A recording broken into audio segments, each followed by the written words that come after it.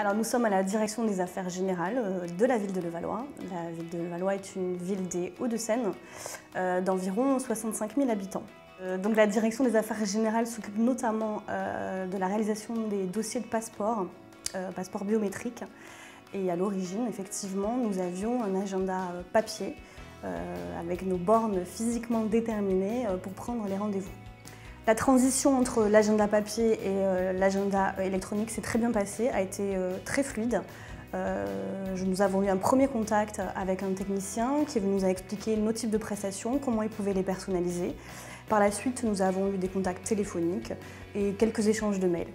Le principal bénéfice que ça nous a apporté, c'est le nombre d'appels téléphoniques qui a considérablement réduit.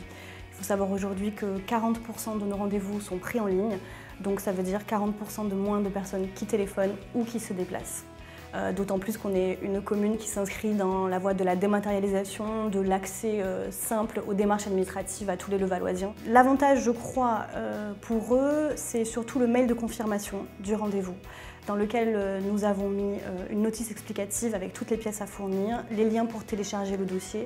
Donc ils sont fin prêts quand ils viennent pour le rendez-vous avec le dossier quasiment complet. Alors l'outil Clic Rendez-vous pour l'agent du service, ça lui permet d'avoir un agenda fiable, propre et d'avoir une vraie visibilité sur les rendez-vous de la journée. Également pour un directeur de service, ça permet le matin de savoir comment la journée va s'organiser en termes de rendez-vous. Ça permet d'avoir un vrai suivi.